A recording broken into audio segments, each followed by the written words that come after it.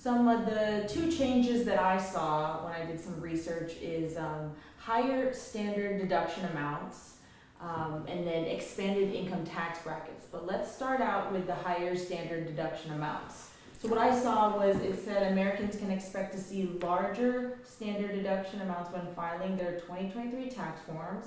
These higher deduction amounts will result in lower taxes. So why is that?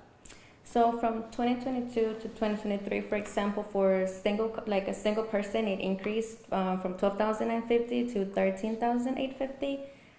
For married couples, it went from 25,900 to 27,700. So it just basically means, for example, if you were making $20,000 a year, before it was like 12%, now it's 10%. So it's just kind of less taxes that they're now charging you on your total income. Okay, which sounds like a good thing, right? Yes, because then you can expect a higher refund. Yeah, yes. Exactly. We love that. So, anything else you wanted to add on that new change that I didn't ask? We're expecting another increase for 2024 taxes. So there'll probably be a possibility of getting a higher refund for the 2024 tax year. Oh, yes. Okay. So that's good to know. Would you say that's a trend each year? It's just going to keep getting higher and higher? It could. But then again, it just kind of varies, just I guess, depending on the inflation and all that, and the economy. I understand. Okay. And then we were also talking about what about the taxpayers who itemize their deductions? Because earlier that was standard. So what about itemized? The ones that basically itemize, for example, it's kind of harder as the years go by. For example, like before, since it used to be less amount, like let's say back in 2020, it was around, I think, 12,000 or so for a married couple. So that's when people would sit here and they could claim like their deduction for the property taxes, like their mortgage payments, any medical bills. But now that the deduction is higher, it's kind of impossible for them to take that unless it goes above that amount, depending on their filing status. Okay. Yes. And so now tips. I would always suggest maybe try to get like a consultation, because I know some people do give free consultations, but I always recommend them to have last year taxes. Just to kind of get an idea when you go to somebody new, so they can understand it better. Well, they can explain it better to you, and you can have a better understanding.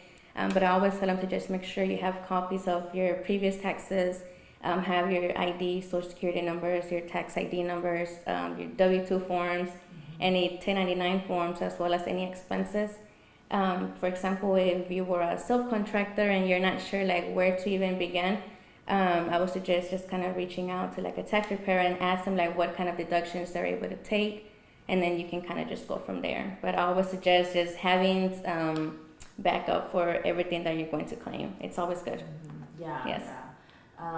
And then the IP pens. Yes. If you always get an IP pen at the end of the year, you have to make sure you have it before you file. Or else you have to wait until you get it in the mail. But now it's easier to obtain the IP PIN online by creating a login with the IRS website. So it's much easier than having to wait in the mail for one. Yes. Gosh, good. And you said have all the forms, the W-2s. Yes. Right? Okay. And for example, if they lose a W-2 and they're not able to get a copy, they can get a transcript. But they have to request an unmatched transcript, which they'll show the EIN of that company they work for.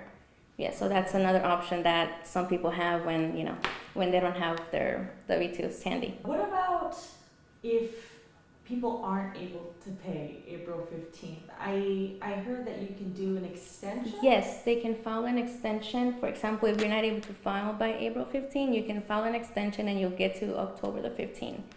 And for example, I always suggest that if you know you're going to pay, send in a payment, and then just set up a payment plan as well. Okay. Yes. Okay. So it's always good when you file your extension to send a payment with that extension. Okay. Yes. All right. And with Tellos Tax Service, how's Yes. everything been going here so far this tax season? Everything's been going good. There was an increase as well with clients, so Good. so far so good. Because y'all started in 2020. Yes. And we're 4 years in now. Yes, 4 years in. That's good. So we started from a smaller place, kind of like a bigger place now. Oh, yes. wow. Good. Thank you so much. Is there anything else that you wanted to add I didn't ask you? No, I think that's all. But if they do have any questions, we are bilingual, so we do speak English and Spanish. There's two numbers they can call us. They can call myself at 903-920-1197, or they can also call Jesus 903-806-4455. All right. Yes. Thank you so much.